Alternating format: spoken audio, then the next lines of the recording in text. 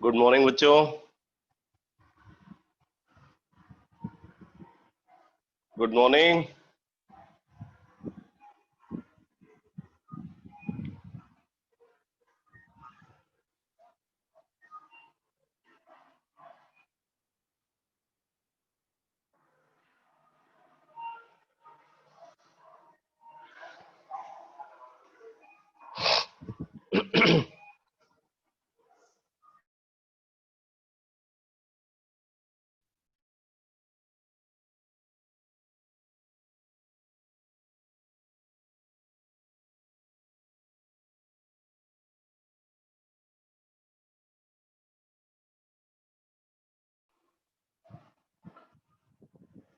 तो बेटा last class में हम लोगों ने नॉमनक्लेचर, आईयूपीएसी नॉमनक्लेचर जो कॉम्प्लेक्स कंपाउंड है उसके रूल्स को डिस्कस किया था।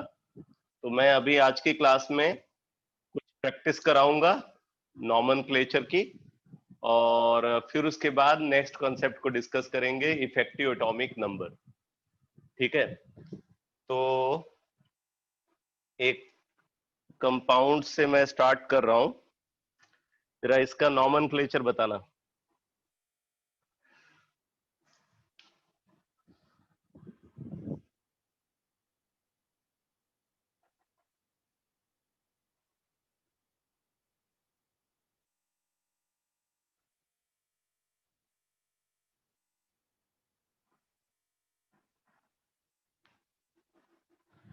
इस कंपाउंड का नॉमनक्लेचर बताओ। CrCO5PS3P।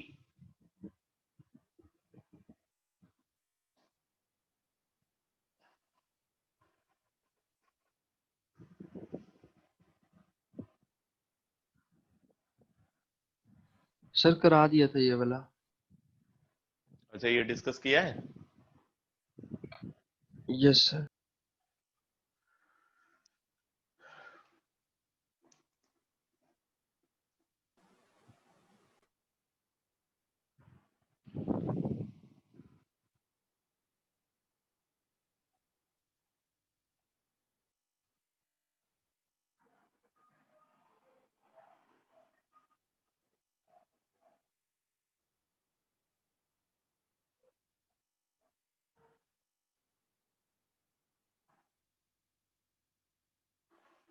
इसका नॉमनक्लेचर बताओ।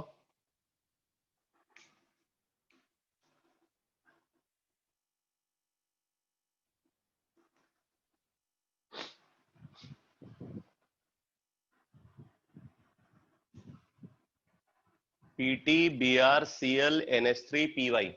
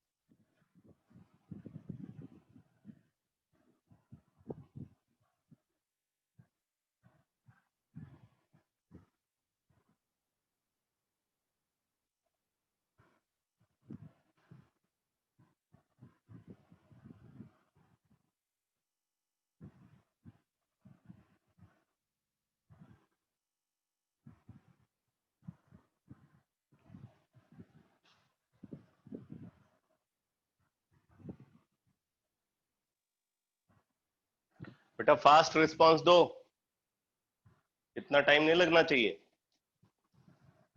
मैंने बोला आपको कोई जरूरी नहीं है कि आप टाइप करके ही बताओ। जो है, अगर आपने नॉमनक्लेचर लिखा हुआ तो माइक को अनम्यूट करके भी मुझे बता सकते हो।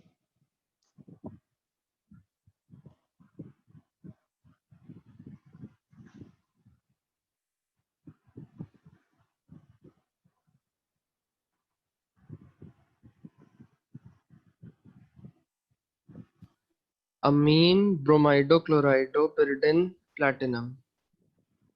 Oxidation state. 2। हाँ, तो इसका आईयूपीएसी नेम है अमाइन ब्रोमाइडो या ब्रोमो दोनों लिख सकते हो, ब्रोमाइडो, क्लोराइडो, अमाइन, ब्रोमाइडो, क्लोराइडो, पिरिडीन, पिरिडीन, प्लैटिनेट, नहीं प्लैटिनम, न्यूट्रल कॉम्प्लेक्स है, platinum 2, amine, ब्रोमाइडो, क्लोराइडो, pyridine, platinum 2।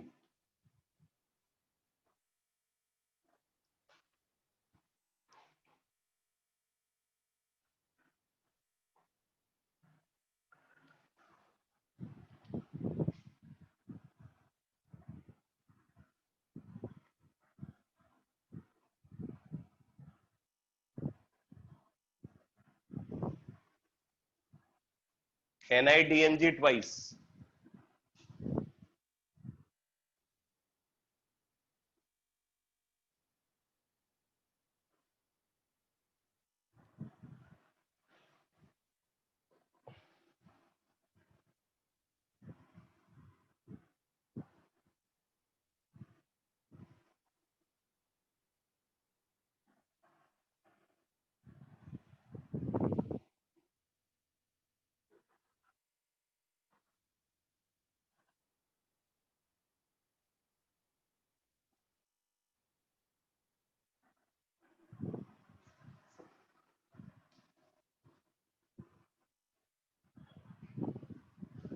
bis diethyl glyoxymeto nickel 2।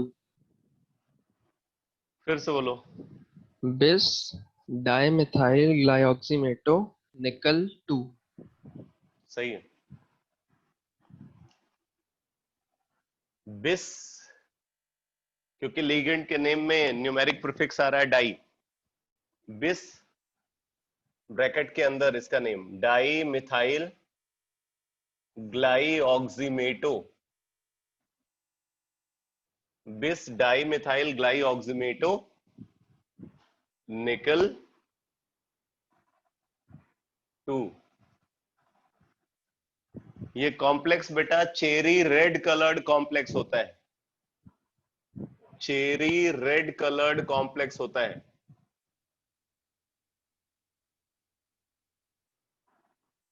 ये बेसिकली एक किलेट है, और एक बार आईआईटी एग्जाम में इसका पूरा स्ट्रक्चर पूछा गया था। ठीक है, बहुत सारी इंफॉर्मेशन उसमें पूछी गई थी। तो मतलब जो है कि जैसे पूछा गया था कि इस कॉम्प्लेक्स के अंदर कितनी साइक्लिक रिंग प्रेजेंट होती हैं, ठीक है, कॉम्प्लेक्स के अंदर सेंट्रल मेटल एटम का हाइब्रिडाइजेशन क्या है, कॉम्प्लेक्स की ज्योमेट्री क्या है, कंपाउंड का कलर क्या है, इस तरीके से करके कई सारी इंफॉर्मेशन उन्होंने पूछा था। पहले जब सब्जेक्टिव क्वेश्चन आते थे तो सब्जेक्टिव क्वेश्चन के फॉर्म में ही क्वेश्चन पूछा गया था।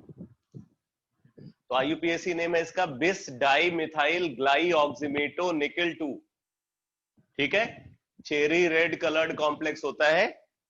ये निकल 2 पॉजिटिव सॉल्ट अगर कहीं पे प्रेजेंट है ना, तो निकल 2 पॉजिटिव सॉल्ट को डिटेक्ट करने के लिए डीएमजी को एज अ रिएजेंट यूज किया जाता है। अगर डीएमजी के साथ कोई salt cherry red colour produce कर रहा है तो कंफर्म है कि उसके अंदर निकल 2 पॉजिटिव है।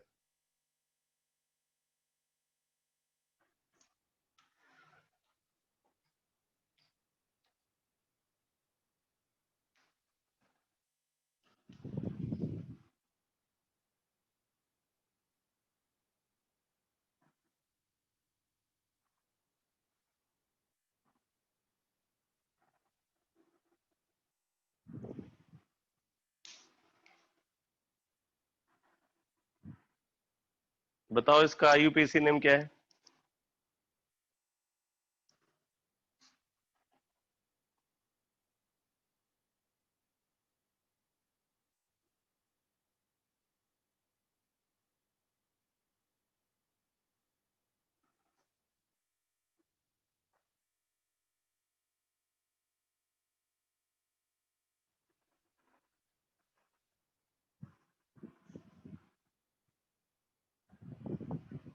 बाकी लोगों को भी ट्राई करना चाहिए।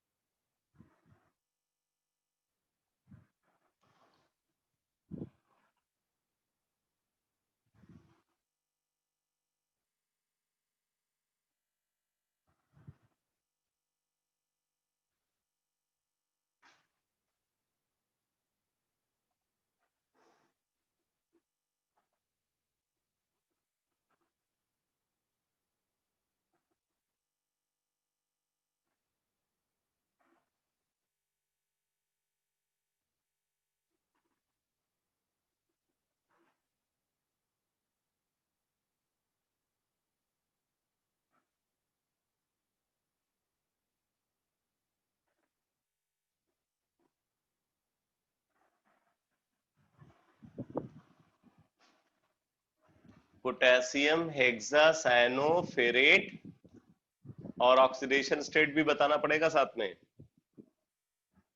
2। सही है। पोटेशियम हेक्सासाइनोफेरेट और आयरन की ऑक्सीडेशन स्टेट 2 है, तो पोटेशियम हेक्सासाइनोफेरेट 2।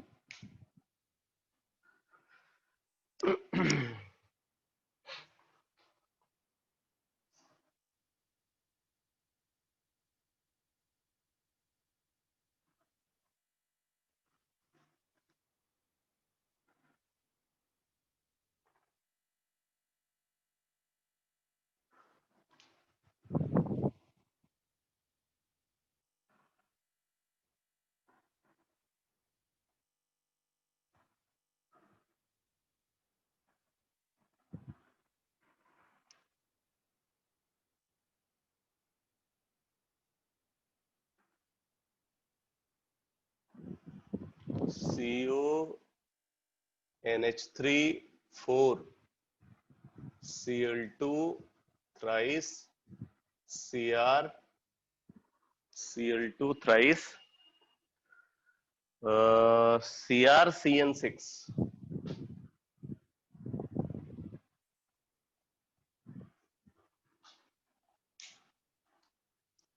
इसका नेम बताओ। CONH3 4 Cl2 thrice CrCN6।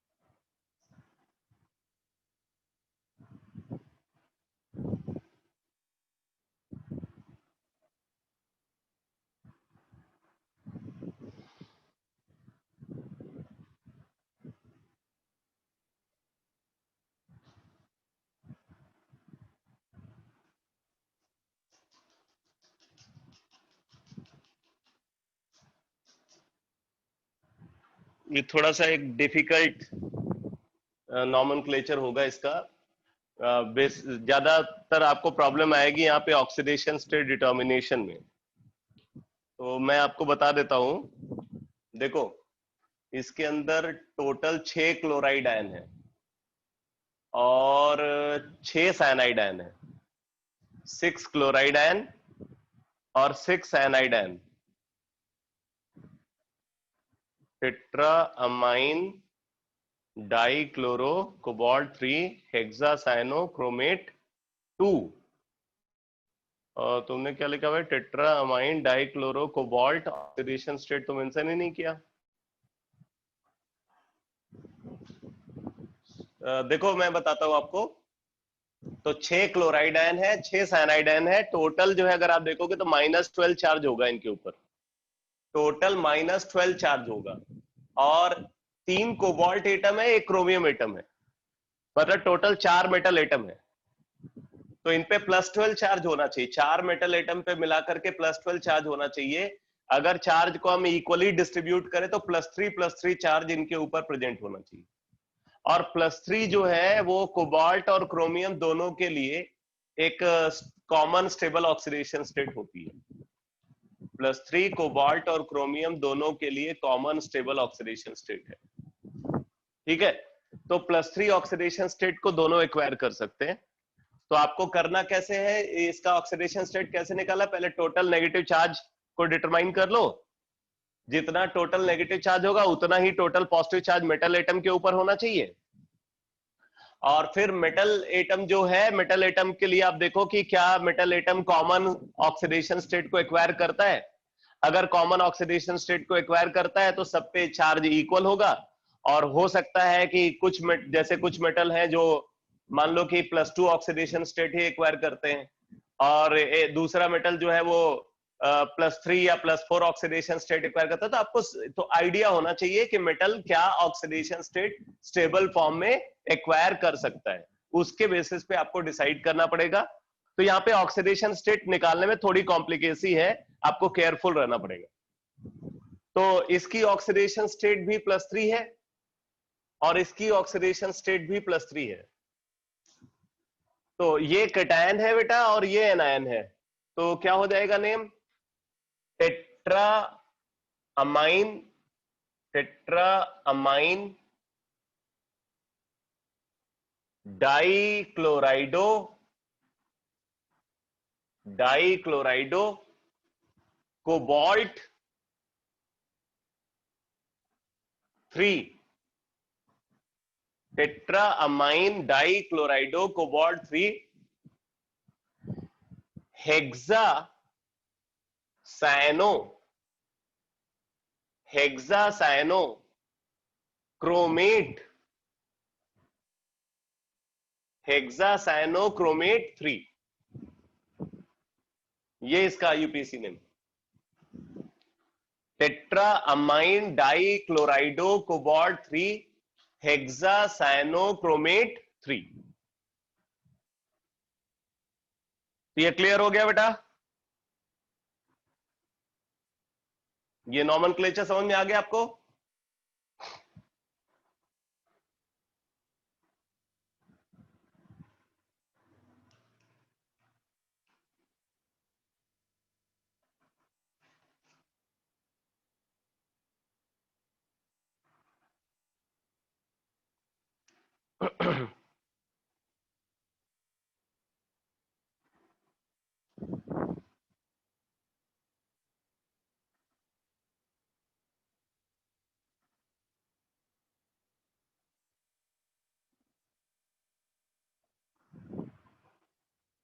बताओ इसका नॉमेनक्लेचर क्या होगा? NH4 twice PtCl6।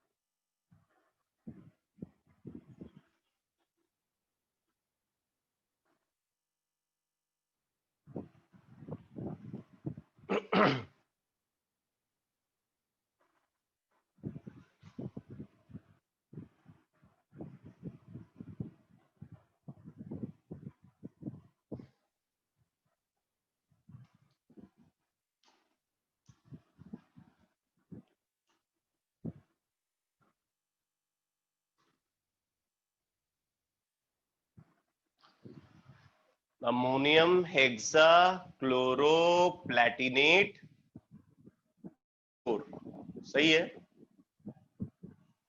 क्लोरो या क्लोराइडो दोनों लिख सकते हो। अमोनियम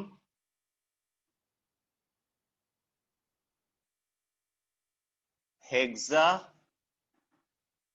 क्लोराइडो प्लैटिनेट 4। देखो इस कॉम्प्लेक्स की स्पेशलिटी ये है कि ये प्रेसिपिटेट के फॉर्म में एग्जिस्ट करता है, येलो प्रेसिपिटेट के फॉर्म में ये कॉम्प्लेक्स एग्जिस्ट करता है। ये एक रेयर कंपाउंड है जहां पे अमोनियम आयन प्रेसिपिटेट के फॉर्म में प्रेजेंट होता है। अमोनियम आयन प्रेसिपिटेट के फॉर्म में रेयरली ऑब्जर्व होता है। तो ये एक ऐसा कंपाउंड है जहां पे अमोनियम आयन प्रेसिपिटेट के फॉर्म में एग्जिस्ट करता है। तो ये येलो पीपीटी होता है, इसलिए ये याद रखना, इस फैक्ट को भी नोट कर लो। ये एक रेयर कॉम्प्लेक्स है अमोनियम आयन का जो प्रेसिपिटेट के फॉर्म में एग्जिस्ट करता है।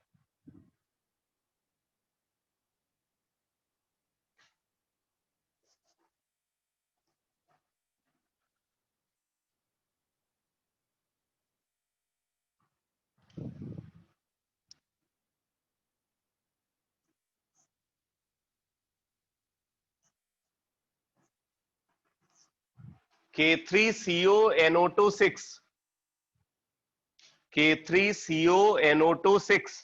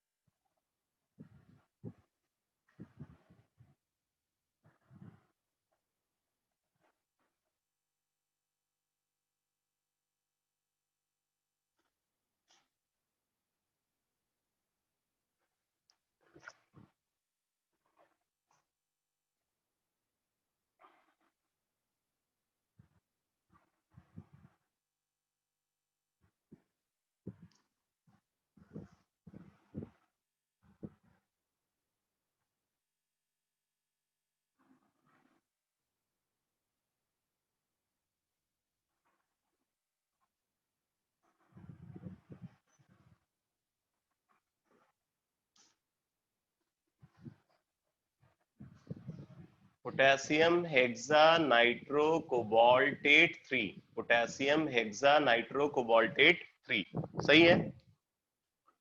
पोटेशियम हेक्सा नाइट्रो कोबाल्टेट 3 ये सही नॉमेनक्लेचर है। इस कंपाउंड का कॉमन नेम है, इसका कॉमन नेम है बेटा potassium, potassium cobalti, potassium cobalti nitrite, common name है इसका potassium cobalti nitrite, potassium cobalti nitrite. और इसको फिशर सॉल्ट भी बोलते हैं, फिशर सॉल्ट।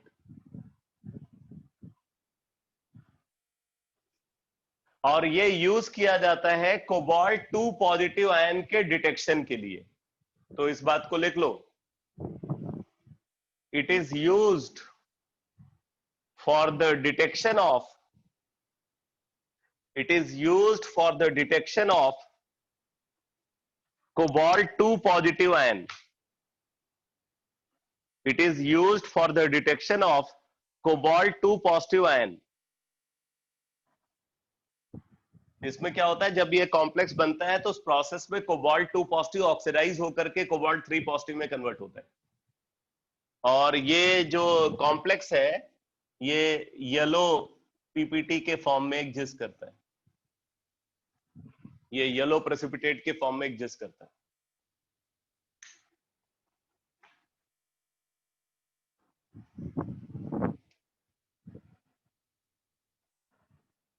Fe4 FeCN6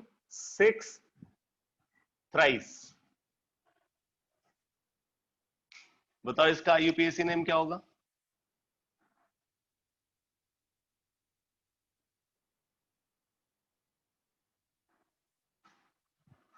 बहुत फेमस कंपाउंड है ये।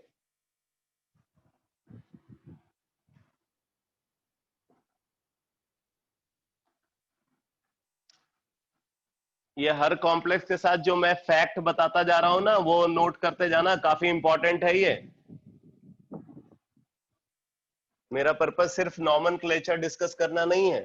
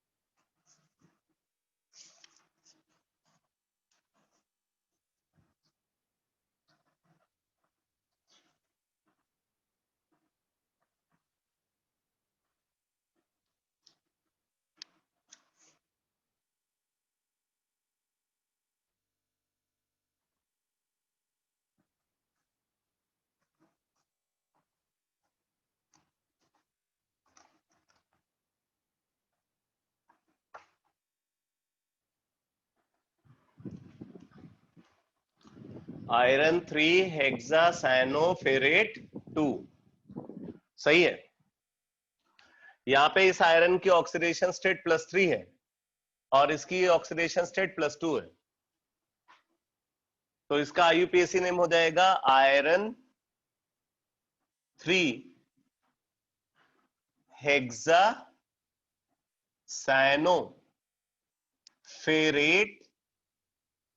2। इस कंपाउंड का कॉमन नेम है प्रूसियन ब्लू, इसका कॉमन नेम है प्रूसियन ब्लू, और ये यूज किया जाता है नाइट्रोजन के एस्टिमेशन के लिए। किसी ऑर्गेनिक कंपाउंड के अंदर या किसी कंपाउंड के अंदर नाइट्रोजन की प्रेजेंस को कंफर्म करने के लिए इसको यूज करते हैं, इस बात को लिख लेना। It is used for the detection of nitrogen present inside a compound. It is used for the detection of nitrogen present inside a compound.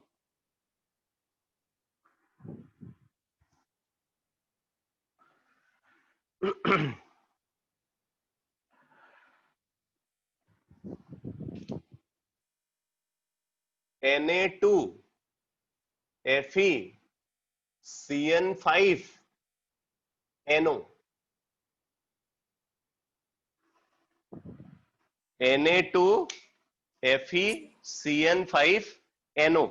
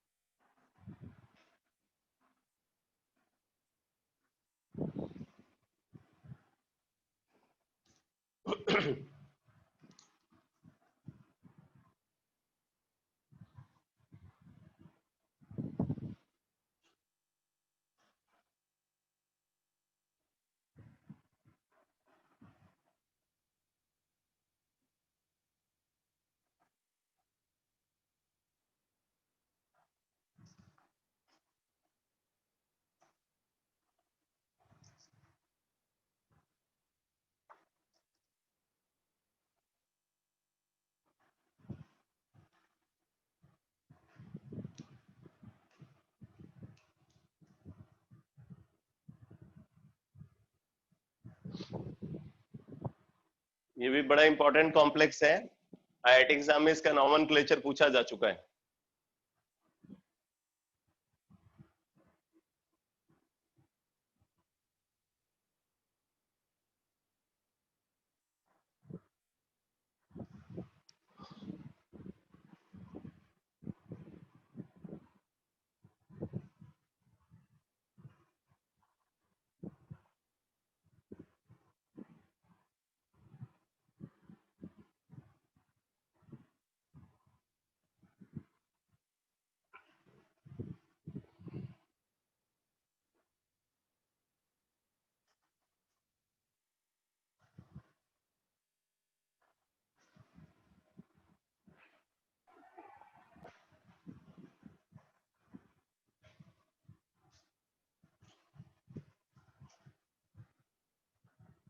Sodium pentacyano nitrosonium ferrate 2, sodium pentacyano nitrosonium ferrate 2, ये सही है।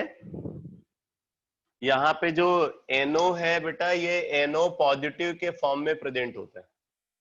Basically जो NO है, मैंने पहले बताया था कि ये एक स्पेशल लिगेंड होता है जो 3 इलेक्ट्रॉन डोनर होता है। पहले एक इलेक्ट्रॉन ये लूज करके NO पॉजिटिव बन जाता है, फिर NO पॉजिटिव जो है वो पेयर ऑफ इलेक्ट्रॉन को डोनेट करता है। तो अगर ये NO होता तब तो आयरन की ऑक्सीडेशन स्टेट +3 होती, लेकिन अगर ये NO पॉजिटिव है तो आयरन की ऑक्सीडेशन स्टेट +2 होगी। बेसिकली यहाँ पे आयरन की ऑक्सीडेशन स्टेट +2 होती है। तो ये इसलिए आपको याद रखना होगा, क्योंकि जब आप एग्जाम में ये क्वेश्चन आएगा ना तो आप वहां कंफ्यूज होगे, तो इस बात को ध्यान देना, यहाँ पे NO जो है वो NO पॉजिटिव के फॉर्म में प्रेजेंट होता है, इसलिए आयरन की ऑक्सीडेशन स्टेट +2 होगी। तो इस कंपाउंड का IUPAC नेम है सोडियम पेंटा साइनो नाइट्रोसोनियम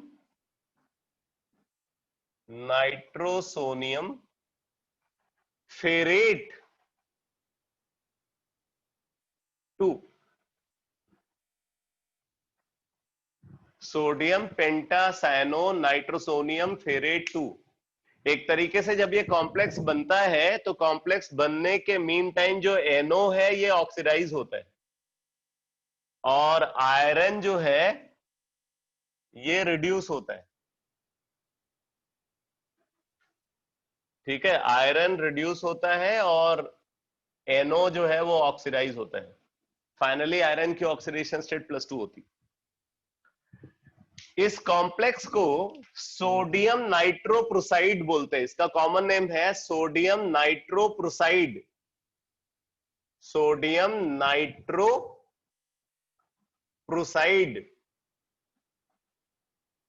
और ये कॉम्प्लेक्स सल्फर या सल्फाइड आयन की प्रेजेंस को डिटेक्ट करने के लिए यूज किया जाता है। लिख लो, it is used for the detection of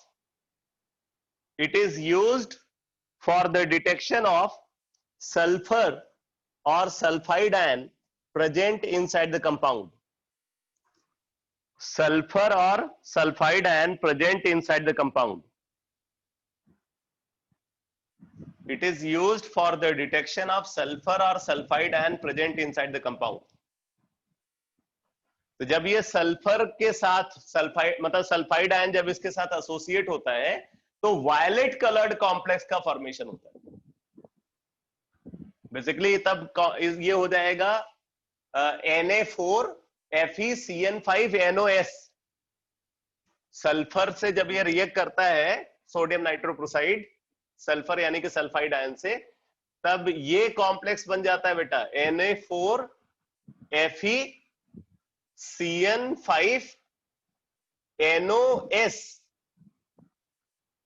आप देखो इसके अंदर सल्फाइड आयन आया है, मतलब -2 चार्ज बड़ा है, तो उसको न्यूट्रलाइज करने के लिए यहाँ पे +2 चार्ज भी बढ़ाना पड़ेगा, इसलिए यहाँ पे Na4 हो गया।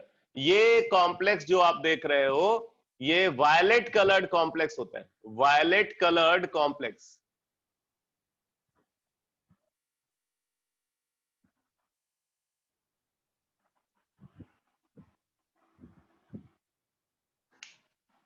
तो ये सारे की पॉइंट्स आपको समझ में आ गए इस कॉम्प्लेक्स से रिलेटेड। इस कॉम्प्लेक्स के सारे इंपॉर्टेंट फीचर्स समझ में आ गए।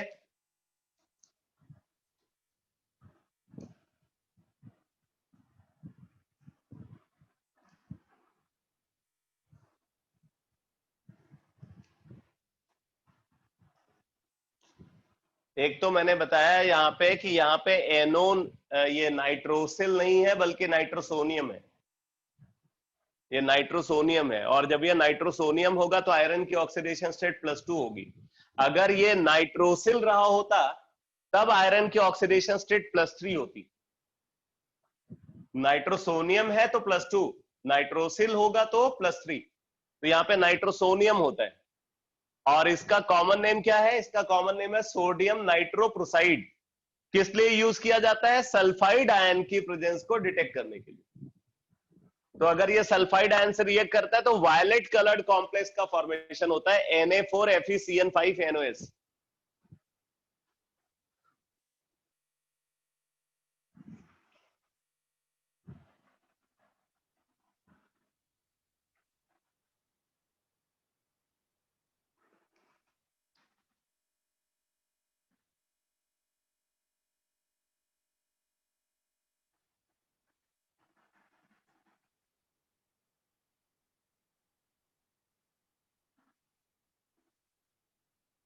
FeH2O5NoSO4।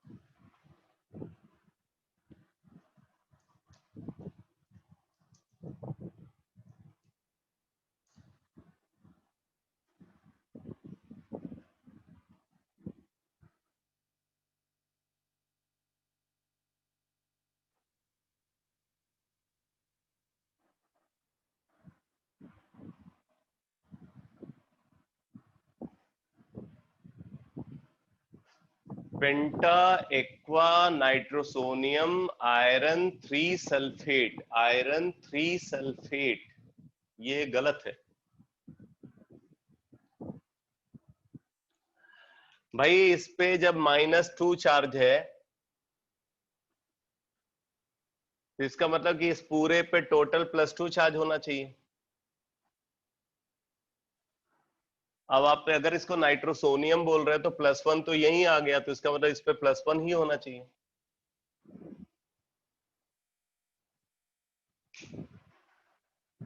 तो इसका आईयूपीएसी नेम है पेंटा एक्वा, लिखते जाओ, penta aqua nitrosonium, penta aqua nitrosonium iron 1 sulphate, penta aqua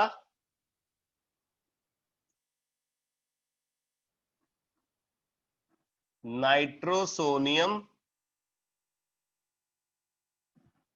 nitrosonium iron 1 sulphate, penta aqua nitrosonium iron 1 sulphate. ये जो कॉम्प्लेक्स आप देख रहे हो, ये कॉम्प्लेक्स ब्राउन रिंग टेस्ट में फॉर्म होता है। पी ब्लॉक में आप पढ़ोगे, एनसीईआरटी में गिवन है ब्राउन रिंग टेस्ट। लेबोरेटरी में अक्सर जो है इसको, मतलब इस पे प्रैक्टिकल भी पूछा जाता है। तो ब्राउन रिंग टेस्ट में ये कॉम्प्लेक्स बनता है, ब्राउन कलर्ड कॉम्प्लेक्स होता है और ब्राउन रिंग टेस्ट बोलते हैं। Brown ring test is used to detect,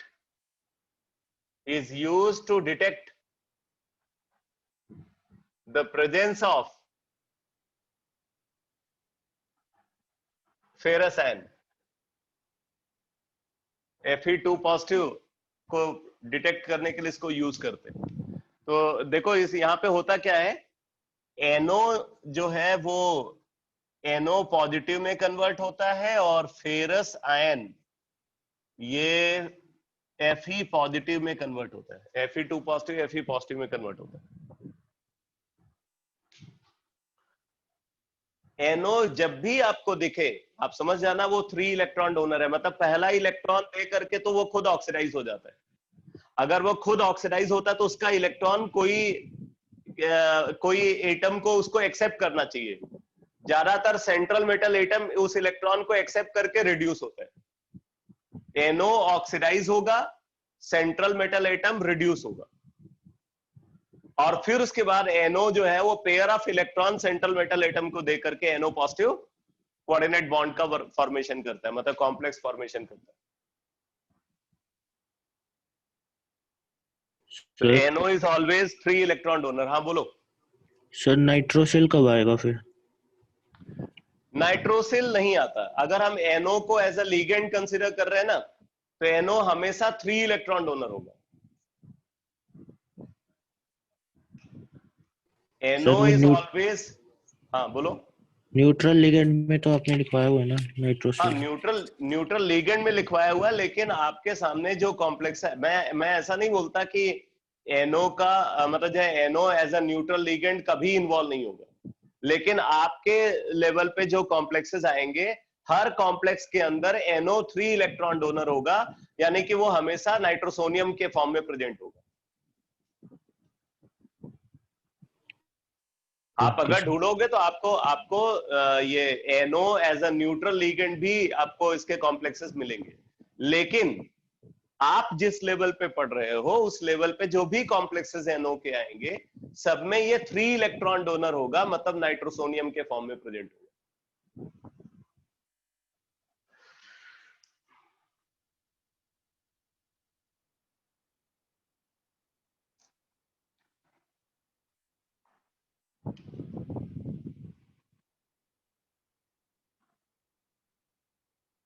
Fe H2O 5 SCN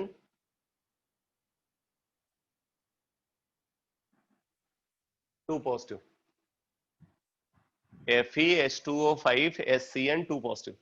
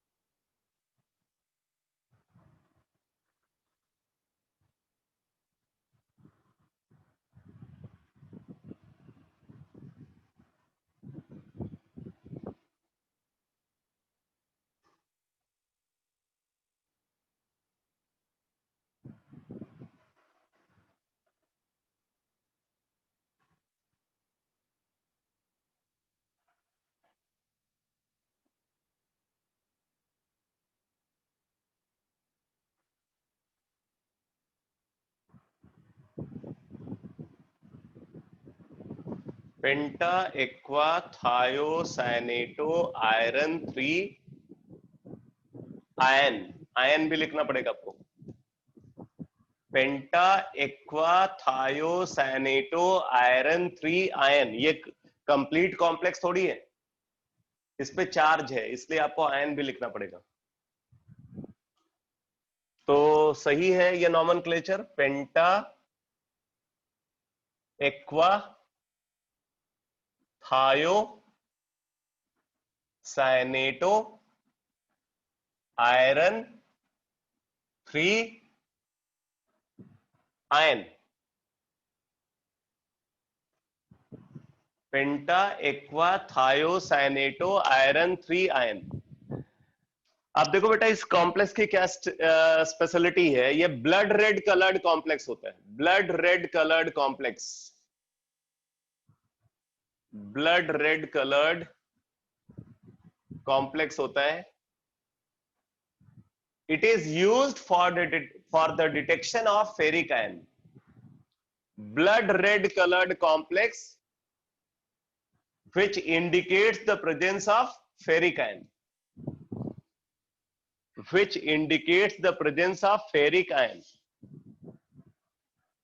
तो एक बात समझ लेना कि अगर कोई फेरिक सॉल्ट है, ठीक है, फेरिक सॉल्ट है, अब हमें कंफर्म करना है कि वो फेरिक सॉल्ट है या नहीं, तो पहले तो उसके अंदर वाटर ऐड करेंगे और वाटर ऐड करके फिर पोटेशियम थायोसाइनेट को ऐड किया जाता है।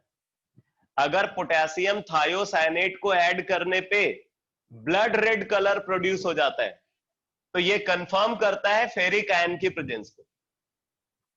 ठीक, फेरिक सॉल्ट है, पहले हम उसको वाटर में ऐड करके उसका सोल्यूशन बना लेते हैं, फिर उस सोल्यूशन के अंदर KSCN को ऐड करते हैं। अगर KSCN को ऐड करने पे ब्लड रेड कलर प्रोड्यूस होता है, तो ये कंफर्म करता है कि वो फेरिक सॉल्ट ही था।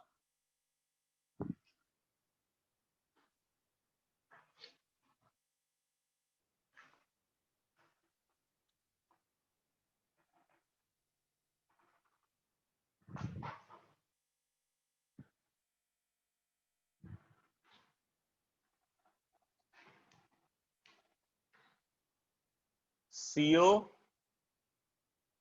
HG SCN4, CO HG SCN4।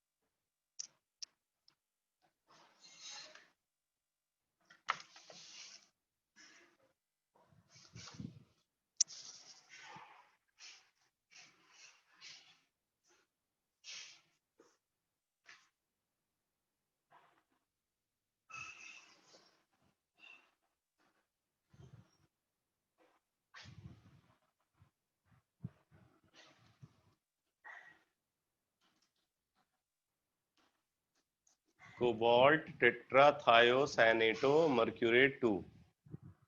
आपको यहाँ पे कोबाल्ट की ऑक्सीडेशन स्टेट भी बतानी पड़ेगी, ठीक है। तो +2 ऑक्सीडेशन स्टेट कोबाल्ट की होती है और +2 ऑक्सीडेशन स्टेट मर्करी की होती है। कोबाल्ट टू टेट्रा थायो साइनेटो एस से कनेक्टिविटी का पता चल जाएगा, एम्बीडेंटेड लिगेंड है। Cobalt two tetra thiocyanato S mercurate 2। Cobalt 2 tetrathiocyanato S mercurate 2, ये dark blue coloured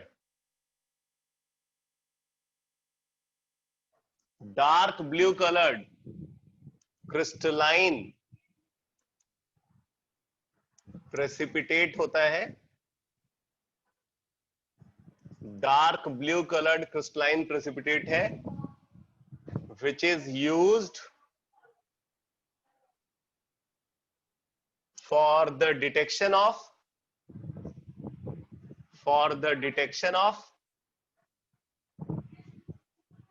Hg2 positive. Mercuric ion को डिटेक्ट करने के लिए इसको यूज करते हैं। Dark blue coloured crystalline precipitate है which is used for the detection of mercuric ion.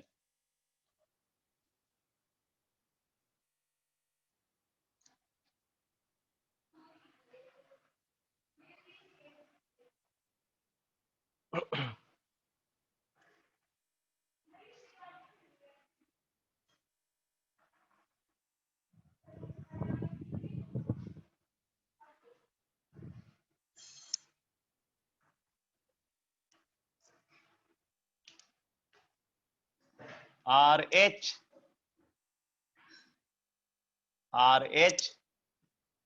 NH3 5 I2 RH NH3 5 I2।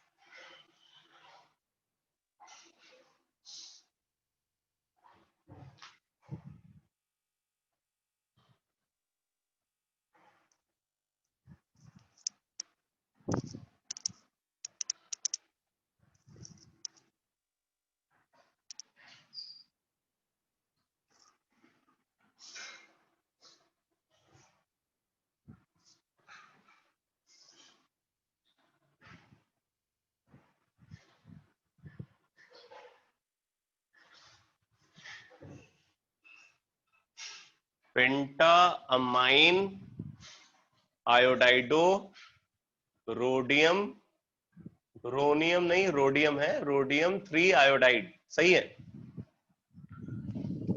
Penta amine आयोडाइडो rhodium 3 iodide.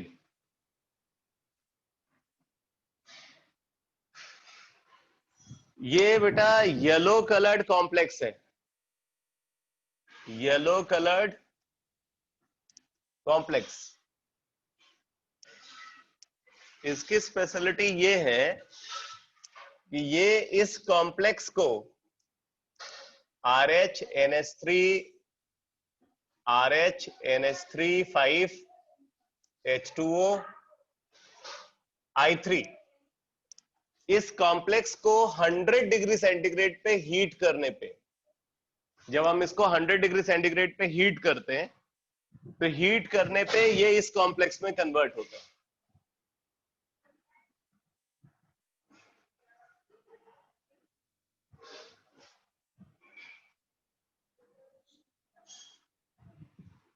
इस complex को 100 डिग्री सेंटीग्रेड पे हीट करते तो ये येलो कलर्ड कॉम्प्लेक्स बन जाता है वाटर रिमूव होकर के।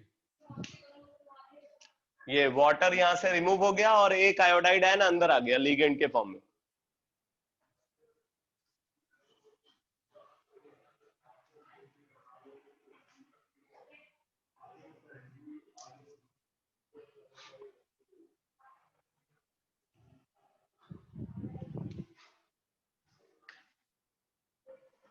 K2HgI4 बहुत इंपॉर्टेंट कॉम्प्लेक्स है।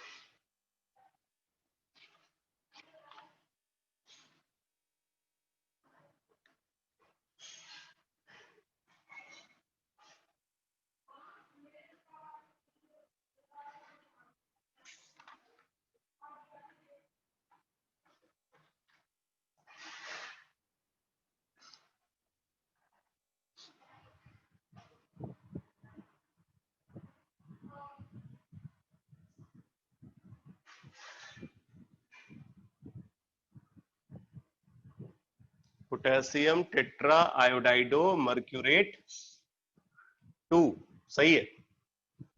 Potassium tetra iodido mercurate 2।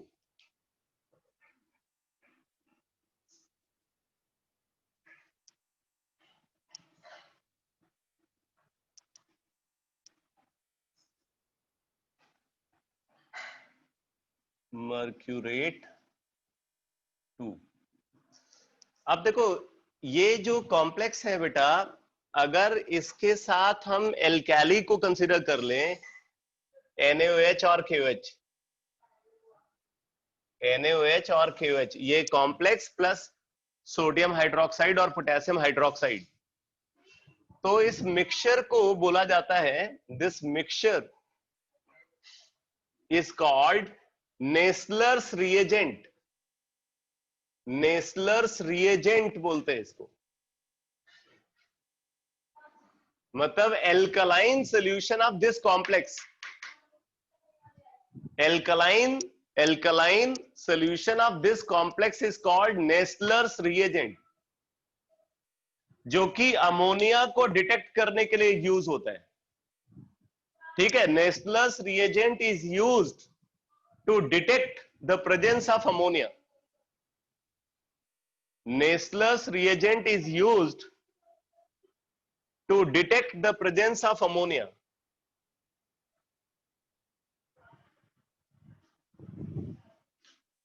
Nestler's reagent is used to detect the presence of ammonia.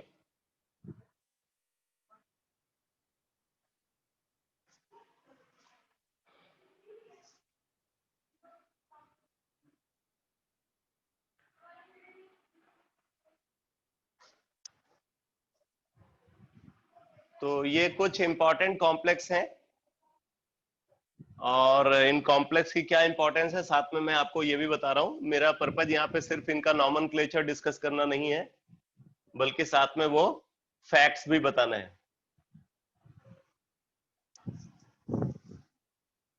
तो इनको याद रखना, इस पे बेस क्वेश्चन पूछे जाते हैं। अब मैं कुछ और स्पेशल कॉम्प्लेक्सेस के बारे में आपको बता रहा हूं। एक टाइप का कॉम्प्लेक्स होता है जिसको बोलते हैं पाई बॉन्डेड कॉम्प्लेक्स। पाई बॉन्डेड कॉम्प्लेक्स। पाई बॉन्डेड कॉम्प्लेक्स की क्या स्पेशलिटी होती है? बेसिकली बोलते हैं कि ये पाई बॉन्डेड कॉम्प्लेक्सेस में जो लीगेंड होता है, उस लीगेंड के पास लोन पेयर डोनेशन के लिए अवेलेबल नहीं होता, बल्कि वो लोन पेयर की जगह पे अपना जो पाई इलेक्ट्रॉन क्लाउड है, उस पाई इलेक्ट्रॉन क्लाउड को डोनेट करता है। ठीक है, यहाँ पे जो लीगेंड है उस लीगेंड के पास लोन पेयर नहीं है जिसको वो डोनेट कर सके, बल्कि वो लोन पेयर डोनेशन की बजाय अपने अंदर प्रेजेंट अपने फॉर्मूला में जो पाई इलेक्ट्रॉन डेंसिटी है उस पाई इलेक्ट्रॉन डेंसिटी को डोनेट करता है। तो ऑब्वियसली जो पाई इलेक्ट्रॉन डेंसिटी होगी उस पाई इलेक्ट्रॉन डेंसिटी को कोई एक एटम डोनेट नहीं करेगा, बल्कि ग्रुप ऑफ एटम्स मिलकर के डोनेट करेंगे। ठीक है, तो कितने एटम मिलकर के पाई इलेक्ट्रॉन को डोनेट कर रहे हैं, इसको बताने के लिए हम एक सिंबल नीटा को यूज करते हैं लीगेंड के साथ। जो लीगेंड होगा पाई बॉन्डेड कॉम्प्लेक्स के अंदर, जो लीगेंड प्रेजेंट होगा उसके फॉर्मूला को रिप्रेजेंट करने के लिए एक सिंबल नीटा को यूज करते हैं, और नीटा के ऊपर एक नंबर लिखा होगा x, नीटा x, और उसके बाद फिर कॉम्प्लेक्स का फॉर्मूला। फॉर एग्जांपल अगर बेंजीन है तो बेंजीन को हम लिखेंगे नीटा 6C6H6, नीटा 6C6H6। इसका मतलब क्या है, 6 कार्बन एटम मिलकर के पाई इलेक्ट्रॉन डेंसिटी को डोनेट कर रहे हैं, नीटा 6C6H6। ठीक है, इसी तरीके से नीटा 5 C5H5, नीटा 5 C5H5। बेसिकली नीटा 5 C5H5 क्या है, ये है साइक्लोपेंटा डाइइनाइल कार्बेनायन, साइक्लोपेंटा डाइइनाइल कार्बेनायन। ठीक है, साइक्लोपेंटा डाइइनाइल कार्बेनायन। अब यहां पे देखो 5 कार्बन एटम है और ये मिल करके पाई इलेक्ट्रॉन डेंसिटी को डोनेट करते हैं, इसलिए नीटा 5 C5H5 हमने लिखा हुआ है। कई बार ये ऐसे भी रिप्रेजेंट किया जाता है बेटा, पाई C5H5, ये भी लिखा हो सकता है। इसको हम लिख सकते हैं पाई C6H6। तो अगर पाई C6H6 या पाई C5H5 लिखा हुआ है तो तुरंत समझ जाओ कि ये पाई बॉन्डेड लिगेंड है। और अगर इस तरीके से भी रिप्रेजेंट किया है तब भी समझ जाओ कि पाई बॉन्डेड लिगेंड है। अब इसमें मैं आपको बता दूं, ये वाला जो लिगेंड आप देख रहे हो ये है C5H5 नेगेटिव, C5H5 नेगेटिव। ये सिग्मा बॉन्डेड लिगेंड भी हो सकता है, मतलब 2 इलेक्ट्रॉन डोनर भी हो सकता है। तो अगर ये सिग्मा बॉन्डेड है तब उस सिचुएशन में आप इसको ऐसे रिप्रेजेंट करोगे। अगर ये सिग्मा बॉन्डेड है बेटा तो इसको इस तरीके से रिप्रेजेंट किया जाता है, तब ये इस लोन पेयर को डोनेट करता है। और इस प्रोसेस में हम इसको ऐसे रिप्रेजेंट करेंगे सिग्मा C5H5, सिग्मा C5H5। तो अगर सिग्मा C5H5 है मतलब ये 2 इलेक्ट्रॉन डोनर है, और अगर ये पाई C5H5 है तो 6 इलेक्ट्रॉन डोनर है। पाई C5H5 है तो 6 इलेक्ट्रॉन डोनर, आप इसको लिख लेना। पाई C5H5 is a 6 electron donor. तब क्या होगा, ये दोनों पाई बॉन्ड और ये लोन पेयर भी पाई इलेक्ट्रॉन पेयर होगा क्योंकि ये एरोमेटिक है, तो टोटल 6 इलेक्ट्रॉन को ये डोनेट कर रहा है। तो पाई C5H5 is 6 electron donor, whereas sigma C5H5 is 2 electron donor.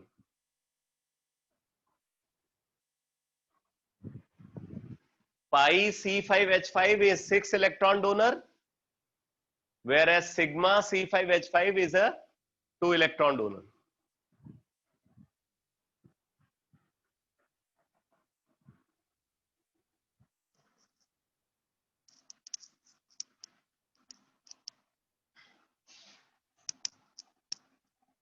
तो अब देखो बेटा, एक कॉम्प्लेक्स है Fe नीटा 5 C5H5 twice, Fe नीटा 5 C5H5 twice। इस कॉम्प्लेक्स को, ये एक पाई बॉन्डेड कॉम्प्लेक्स है और इस कॉम्प्लेक्स का कॉमन नेम है फेरोसीन। बहुत इंपॉर्टेंट नेम है ये,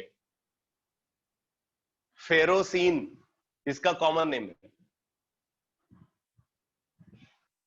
आईयूपीएसी नेम बताओ। अच्छा, मैं इसका इसका स्ट्रक्चर आपको बना करके दिखाऊं तो इसका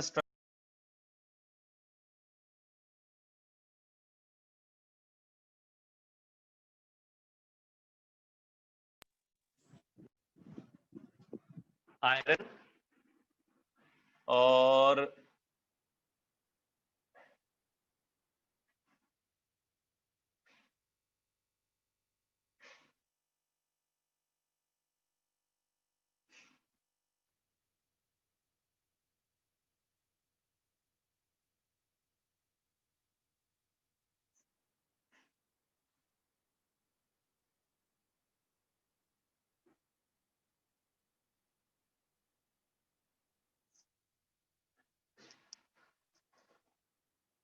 अब देखो क्या है कि यहां पे पाई इलेक्ट्रॉन क्लाउड है, यहां पे पाई इलेक्ट्रॉन क्लाउड है, ठीक है। तो ये जो कार्बन है, ये कार्बन मिल करके इसको, ये पाई इलेक्ट्रॉन डेंसिटी को डोनेट करते हैं।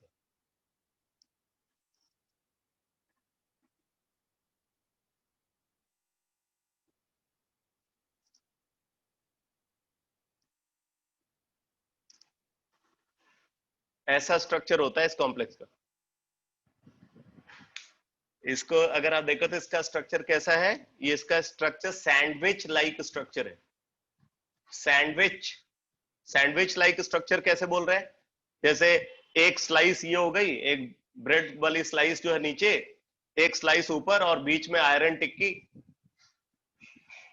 है कि नहीं? तो इसको आप उस तरीके से समझ सकते हो।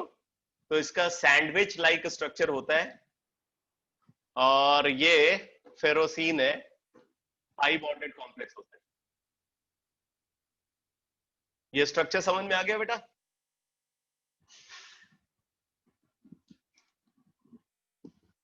फेरोसीन का स्ट्रक्चर समझ में आ गया?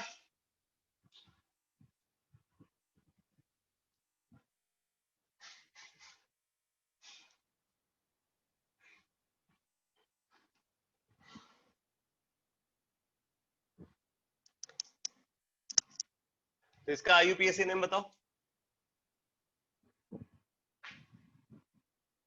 सर सर एक बार फिर से बताना, पाई बॉन्डेड कॉम्प्लेक्स किनको कहते हैं? इनको कहते हैं क्योंकि यहाँ पे देखो ना, ये पाई इलेक्ट्रॉन डेंसिटी को ग्रुप ऑफ एटम्स मिल करके डोनेट कर रहे हैं। इनके पास लोन पेयर, ये लोन पेयर डोनेशन की बजाय पाई इलेक्ट्रॉन जो क्लाउड है उसको डोनेट करते हैं। Okay sir.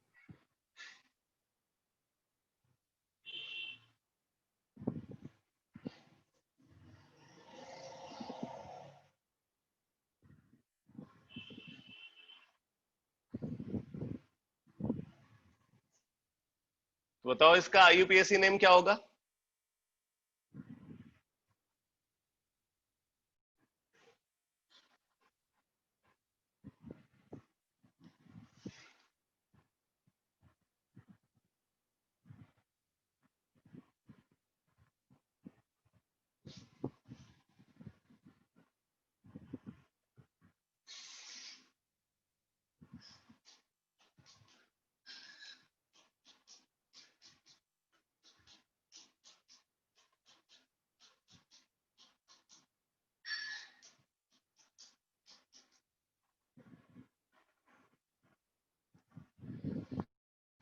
अरे इतना टाइम क्या लगा रहे भाई? बिस,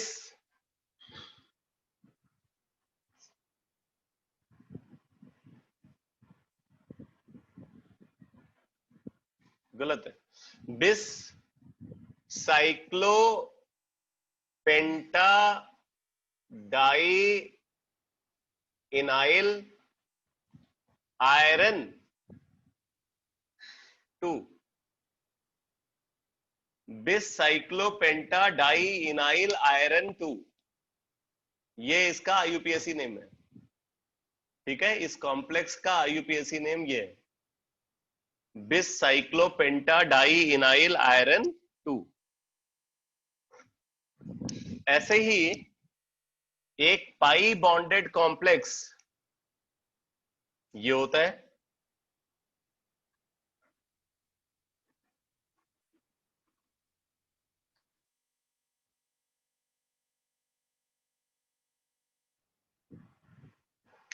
बताओ इसका आईयूपीएसी नेम क्या होगा?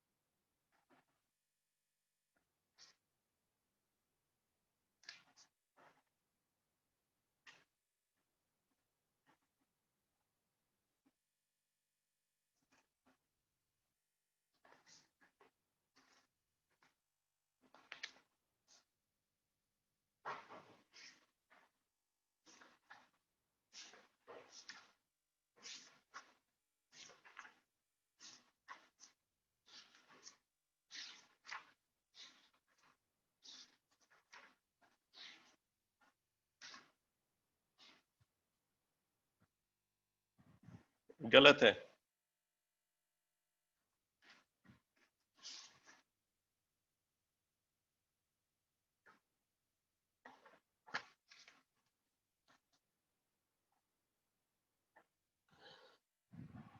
इसका आईयूपीएसी नेम है डाई बेंजीन,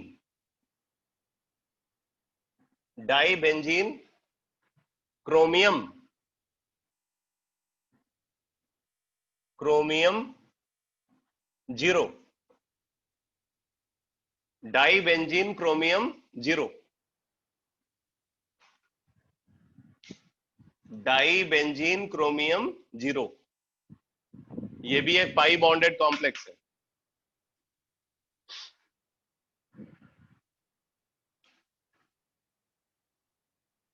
के पीटी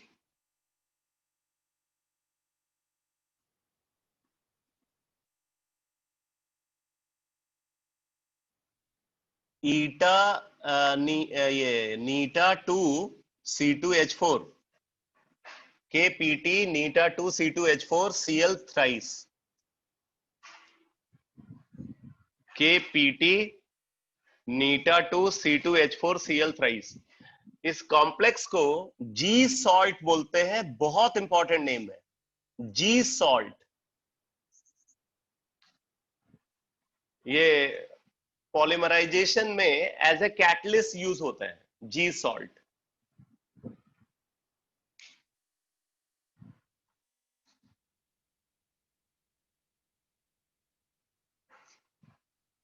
सर स्पेलिंग क्या लिखी है?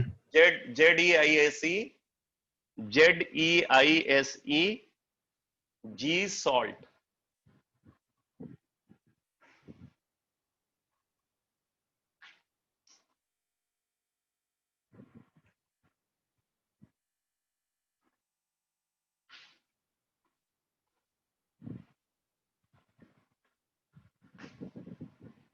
इसका IUPAC नेम बताओ।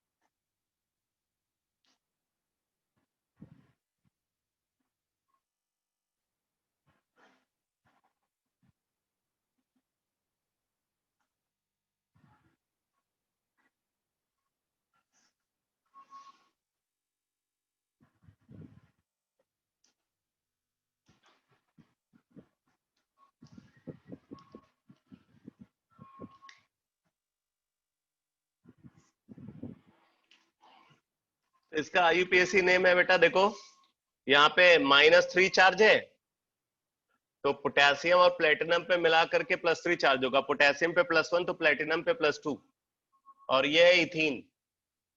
तो IUPAC नेम हो जाएगा पोटेशियम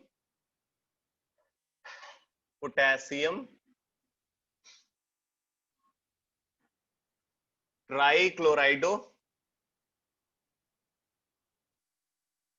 पोटेशियम ट्राइक्लोराइडो इथीन,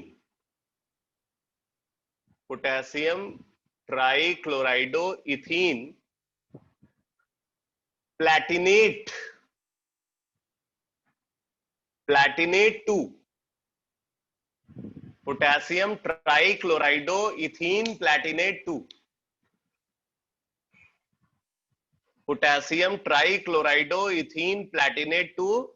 इसका कॉमन नेम है जी सॉल्ट, जी सॉल्ट बोलते हैं इसको।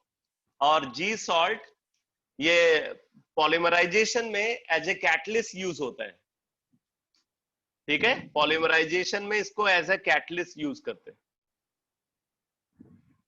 It is used as a catalyst in polymerisation reaction.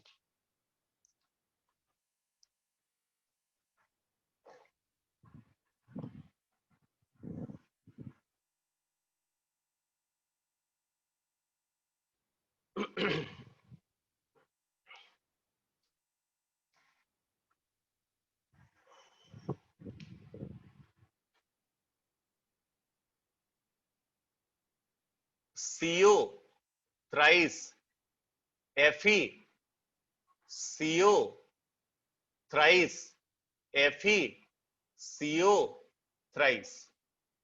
और आप इसको ऐसे लिख सकते हो Fe2CO9। ये पॉलीन्यूक्लियर कॉम्प्लेक्स है, पॉलीन्यूक्लियर कॉम्प्लेक्स है। अब हमें इसका IUPAC नेम लिखना है। तो इसका अगर हम डिटेल्ड स्ट्रक्चर देखें तो ऐसा है इसका स्ट्रक्चर बेटा।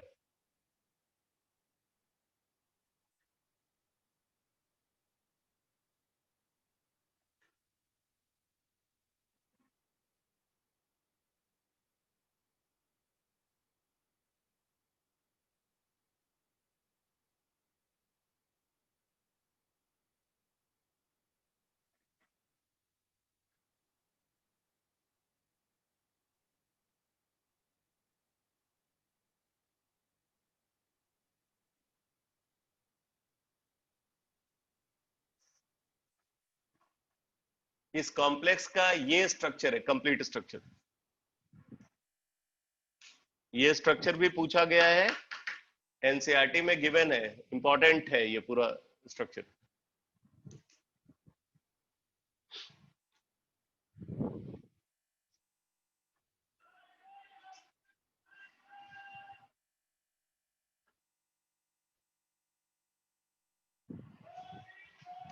अब देखो इसका आईयूपीएसी नेम दो तरीके से लिखा जा सकता है। एक तरीका ये है, देखो ये तीनों तो ब्रिजिंग लीगेंड है बेटा। ये क्या है? They are bridging ligand. Bridging ligand है और ब्रिजिंग लीगेंड के अबाउट सिमेट्री है। ब्रिजिंग लीगेंड के अबाउट कॉम्प्लेक्स सिमेट्रिकल है, मतलब एलएचएस और आरएचएस जो है एक जैसे हैं। तो आप पहले ब्रिजिंग लीगेंड का नेम लिख लो और फिर उसका बिस लगाते हुए किसी एक साइड का नेम लिख लो। तो एक तरीका तो ये है कॉम्प्लेक्स का नॉमेनक्लेचर लिखने का। तो इसका आईयूपीएसी नेम होगा try mu carbonyl. Try mu carbonyl, फिर बिस लगा करके एक साइड का नेम बिस try carbonyl. Try mu carbonyl बिस ट्राई कार्बोनिल आयरन, और आयरन की ऑक्सीडेशन स्टेट 0। ये हो गया ट्राई म्यू कार्बोनिल। इसके लिए ट्राई म्यू कार्बोनिल, म्यू लगा रहे हैं ये बताने के लिए कि ये ब्रिजिंग लिगेंड है। तो ट्राई म्यू कार्बोनिल और फिर उसके बाद एक साइड का नेम बिस लगाते हुए, क्योंकि वैसा ही ग्रुप इधर भी है। तो ट्राई म्यू कार्बोनिल बिस ट्राई कार्बोनिल आयरन 0। ये क्लियर हो गया बेटा नॉमेनक्लेचर ये वाला?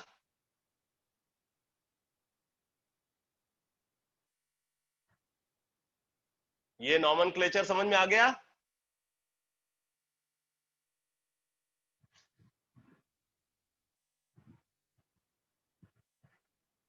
ठीक है। अब देखो इसी का नेम एक और तरीके से लिखते हैं। इसका एक और नेम लिखा जा सकता है, देखो क्या, ये पहले लेफ्ट हैंड साइड वाला पार्ट, फिर ब्रिजिंग लिगेंड का नेम, फिर राइट हैंड साइड वाला पार्ट, ऐसे भी लिख सकते हैं। तो तब ये नेम हो जाएगा try carbonyl iron 0। Try mu carbonyl, try mu carbonyl, try carbonyl iron 0।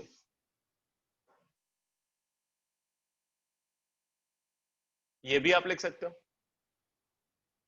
Try carbonyl iron 0, try mu carbonyl, try carbonyl iron 0। दोनों नॉमेनक्लेचर करेक्ट है इसके लिए।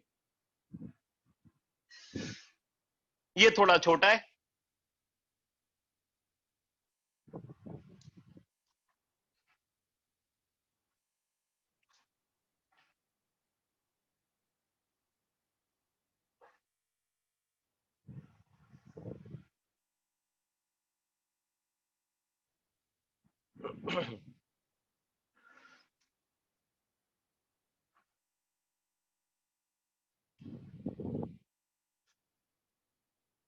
NH3 5CO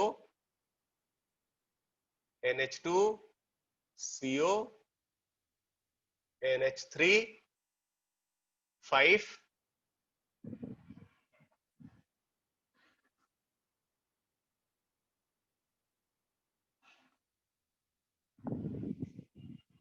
NO3 5।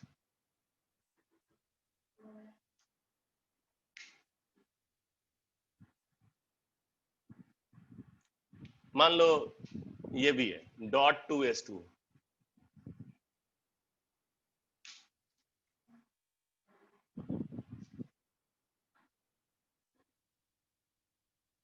अब आप देख रहे हो कि ये भी एक पॉलीन्यूक्लियर कॉम्प्लेक्स है, क्योंकि दो मेटल एटम कोऑर्डिनेशन स्फीयर के अंदर दिख रहे हैं। दो मेटल एटम कोऑर्डिनेशन स्फीयर के अंदर दिख रहे हैं, इसलिए ये भी क्या है, पॉलीन्यूक्लियर कॉम्प्लेक्स है। अब इसमें ये वाला जो लिगेंड है बेटा, ये है ब्रिजिंग लिगेंड, ये ब्रिजिंग लिगेंड है, ठीक है। तो अब हम इसका नेम क्या लिख सकते हैं, म्यू, पहले इसका नेम लिख ले, म्यू अमाइडो, म्यू अमाइडो, और फिर सिमेट्री है तो एक साइड का नेम लिख लेते हैं, बिस, बिस penta amine, mu amido bis penta amine cobalt, cobalt 3, mu amido bis penta amine cobalt 3 nitrate, nitrate 2 water,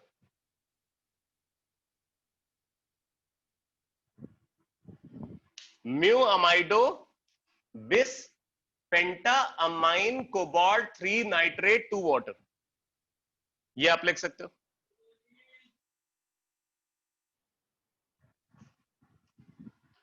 या इसका दूसरा नेम आप ये भी लिख सकते हो, और penta amine cobalt 3, penta amine cobalt 3 mu amido, mu amido penta amine cobalt 3 nitrate 2 water.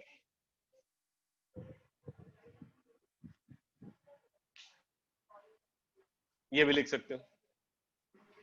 Sir hmm, sir अगर कंडेंस्ड फॉर्मूला लिखा हो तो कैसे पता लगेगा कि ब्रीचिंग रिएजेंट कौन सा है, और फॉर्मूला कैसे लिखना है?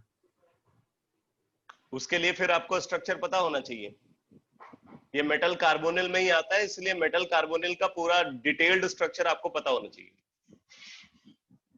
एटलीस्ट एनसीईआरटी में जितना स्ट्रक्चर गिवन है वो तो आपको पता होना ही चाहिए। ओके।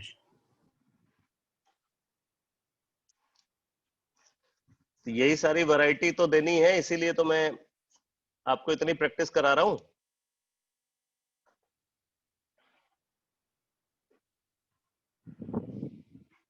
इनफैक्ट अभी जैसे वो Fe2CO9 का स्ट्रक्चर बनाया था ना, तो स्ट्रक्चर में आपने देखा है बीच में एक आयरन आयरन बॉन्ड भी डायरेक्टली है। अगर आप वो नहीं बनाओगे ना, पूरा स्ट्रक्चर गलत हो जाएगा।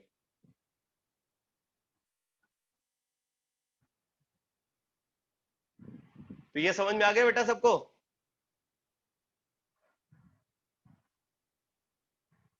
ये नेम क्लियर हो गया?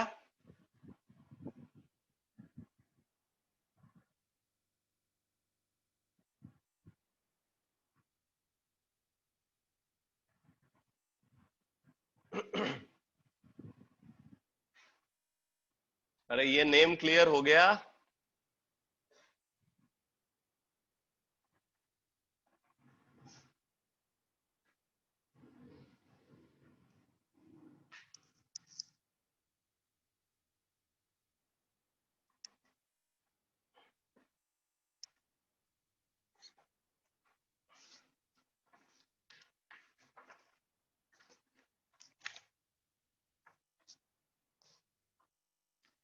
अब जरा इस कॉम्प्लेक्स का नेम बताना।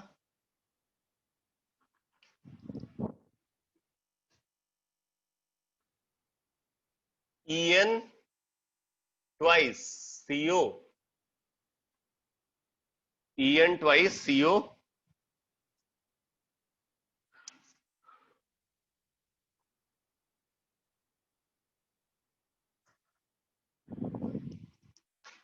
OH, OH,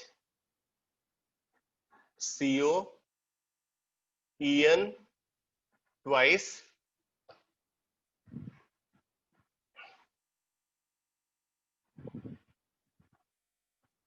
SO4 twice।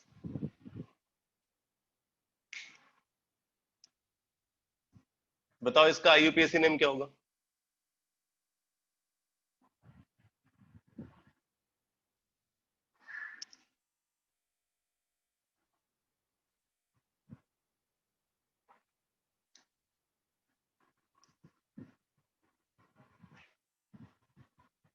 En twice CO OH OH CO En twice SO4 twice.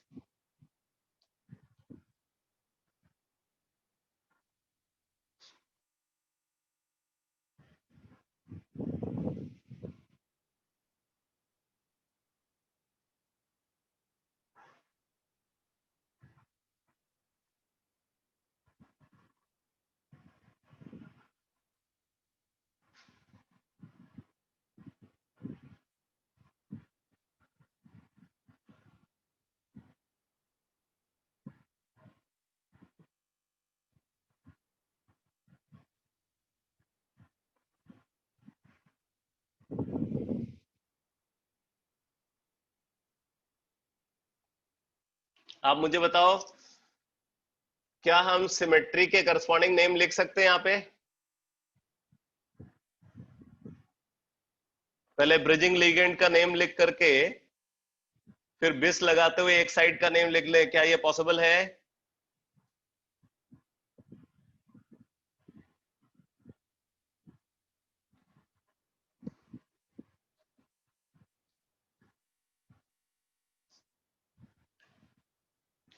ये यस सर, नो सर, अच्छा यस सर पहले लिखा था, अब नो सर। हाँ ठीक है रोहित, नहीं पॉसिबल है बेटा। क्यों नहीं पॉसिबल है? क्योंकि ये जो लीगेंड है ना, ये लीगेंड भी डबल नंबर में प्रेजेंट है, इसके लिए भी आपको बिस लिखना पड़ेगा, बिस इथाइलिन डाइअमाइन। और फिर एक बिस आप इसलिए लगा रहे हो क्योंकि यही पार्ट इधर भी है, तो दो बार आप बिस लिखोगे ना तो कंफ्यूजन हो जाएगा कौन सा बिस किसके लिए यूज हो रहा है। इसलिए आप यहाँ पे ब्रिजिंग लीगेंड का नेम को पहले लिख करके बिस लगाते हुए नॉमेनक्लेचर नहीं लिख सकते, तो आपको क्या करना पड़ेगा, लेफ्ट टू राइट नॉमेनक्लेचर लिखना पड़ेगा, यही पॉसिबल नेम होगा इसका। तो नेम हो जाएगा बिस इथाइलिन डाइअमाइन, बिस इथाइलिन डाइअमाइन कोबाल्ट 3, बिस इथाइलिन डाइअमाइन कोबाल्ट 3। ध्यान देना इधर -4 है और इधर -2 है, तो टोटल -6 हो गया, तो दो कोबाल्ट पे +3 हो जाएगा। तो bis ethylenediamine cobalt 3 di mu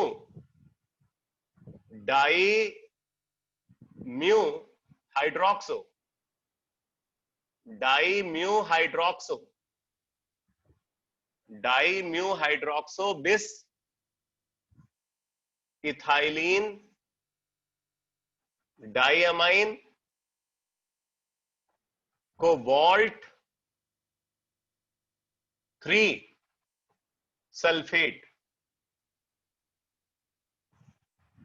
ये इसका आईयूपीएसी नेम होगा,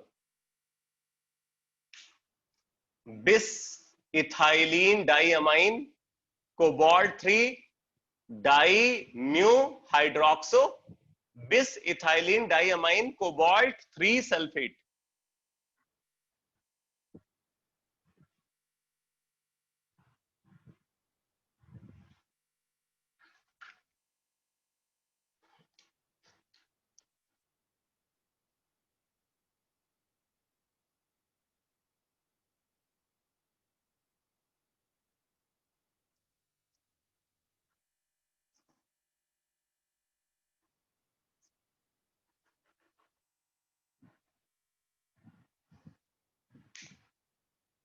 ये जो कॉम्प्लेक्स है बेटा, इस कॉम्प्लेक्स को विल्किंसंस कैटलिस्ट बोला जाता है, विल्किंसंस catalyst.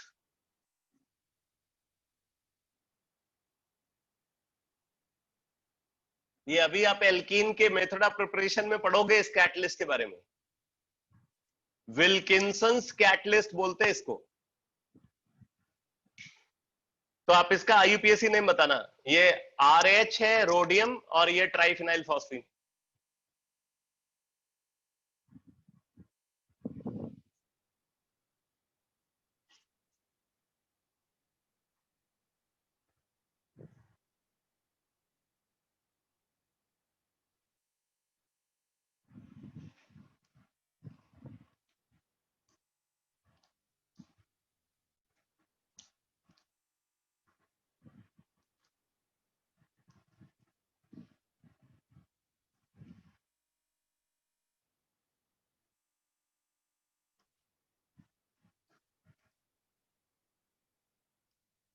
Chlorine tris triphenyl phosphine rhodium 1। फिर से बोलो। Chlorine tris tri chlorine, chlorine क्यों भाई? क्लोराइडो लीगेंड, हाँ, क्लोराइडो या chlorido chloro? Chlorido tris hmm, triphenyl phosphine rhodium 1। सही है। क्लोराइडो ट्रिस, यहाँ पे ट्रिस लगाओगे क्योंकि इसके लीगेंड के नेम में भी ट्राई आ रहा है, तो क्लोराइडो tris triphenyl phosphine rhodium 1। क्लोराइडो tris triphenyl phosphine rhodium 1। इस कंपाउंड को बोलते हैं विल्किंसंस कैटलिस्ट, जो पार्शियल हाइड्रोजिनेशन में यूज होता है। पार्शियल हाइड्रोजिनेशन जब कहीं पे होता है तो वहां पे इस कैटलिस्ट को यूज करते हैं। ठीक है बेटा? तो नॉमेनक्लेचर में जितनी भी वैरायटी हो सकती थी, जितने डिफरेंट टाइप के कॉम्प्लेक्सेस हो सकते थे, मैंने नॉमेनक्लेचर में सारी वैरायटी को कवर कर दिया है।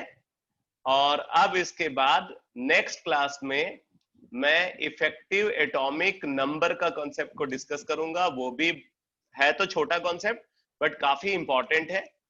और फिर उसके बाद हम लोग डिस्कस करेंगे आइसोमेरिज्म ऑफ कॉम्प्लेक्सेस। ठीक है? तो कल 7:30 to 8:30 आपका टेस्ट होना है एल्केन का। 7:30 to 8:30 टेस्ट होगा और फिर 8:45 से क्लास स्टार्ट होगी। 8:45 to 9:45 क्लास होगी। ओके बेटा? Thank you sir.